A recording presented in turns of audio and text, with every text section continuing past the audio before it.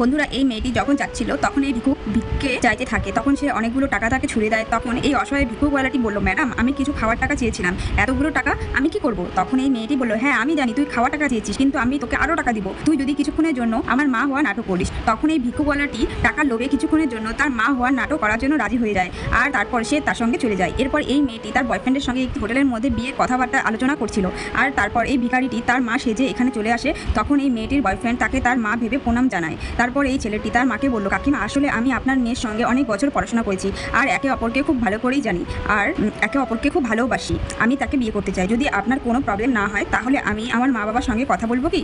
তখন এই মহিলাটি বলল, তোমরা একে অপরকে খুব ভালোবাসো, সেটা তো অনেক ভালো ব্যাপার, কিন্তু বিয়ে এখন আমি তোমাদের করাতে পারবো না। কিন্তু আসলে হয়েছে কি, তার বাবা আমাদের উপর 10 লাখ টাকার ঋণ করে দিয়ে চলে গেছে। এখন যতদিন না ঋণ শোধ করতে পারি ততদিন আমি আমার মেয়েকে বিয়ে দিতে পারবো না।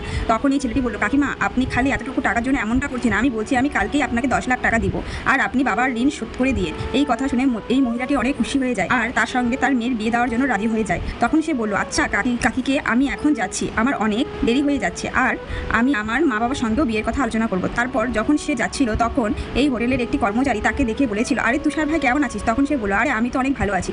আসলে হানির মা আজ আমার সঙ্গে দেখা করলো, আর আমার সঙ্গে হানির অনেক তাড়াতাড়ি বিয়ে হচ্ছে। তখন এই লোকটি বলল, হানির মা কোনটি? তখন সে বলল, এখানেই বসে আছে, এখন মনে হচ্ছে ডিনার করছে। তখন এই লোকটি বলল, আরে সে তো একটি ভিখারি, আমি প্রতিদিন বাড়িতে যাওয়ার সময় তাকে দেখি, আর কিছু ভিক্ষে দিয়ে দিই। আরে ভাই, আমার তো মনে হচ্ছে হানি তোর সঙ্গে কিছু লুকাচ্ছে। তারপর এই ছেলেটি কিছু না বলে আবার এখানে এসে বলে পরে, আর এই মেয়েটিকে বলছিল, একটা খারাপ খবর আছে, আমার কোম্পানির মধ্যে ভুলবশত আগুন লেগে গেছে, আর সব কিছু জ্বলে ছাই হয়ে গেছে। আর তারপর তার মাকে বলে, কাকিমা, আমাকে ক্ষমা করে দিও, এখন আমি আপনার 10 লাখ টাকা দিতে পারবো না, কিন্তু হ্যাঁ, আমি ভেবে খুশি আছি যে আপনি আপনার মেয়ের হাত আমার হাতে তুলে দিয়েছেন। তখন হঠাৎ এই মেয়েটি বলে উঠলো, তুমি কি পাগল হয়ে গেছো নাকি? তোমার কোম্পানিতে আগুন লেগে গেছে, তার মানে এখন তোমার কাছে কিছুই নেই, তুমি গরিব হয়ে গেছো। আর হ্যাঁ, আমি বলে দিই, এটা আমার কোনো মা নয়, তাকে আমি টাকা দিয়ে মা হতে বলেছি, তাকে তো আমি রাস্তা থেকে তুলে এনেছি। তখন সে বললো, আচ্ছা তাহলে সে তোমার সত্যি মা নয়? তখন এই মেয়েটি বললো, সব মেয়ের স্বপ্ন থাকে যে তার সঙ্গে আর বিয়ে হবে, তার কাছে অনেক টাকা থাকুক, আর এখন তোমার কাছে কোনো টাকা পয়সা নেই, তাহলে আমি তোমার সঙ্গে থেকে কি করবো? এক কাজ করো, এক্ষুনি আমার সামনে থেকে চলে যাও, আমি তোমাকে দেখতে চাইছি না।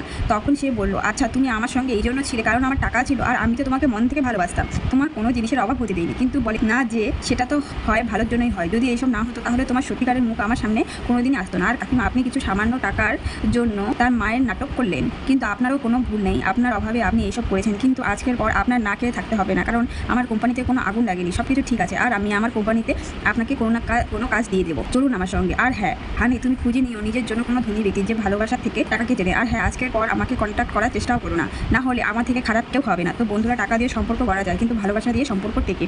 সত্যিকারের মানুষ কষ্টের দিনে চেনা যায়, আর সেই মানুষকেই জীবনে সঙ্গী করা উচিত।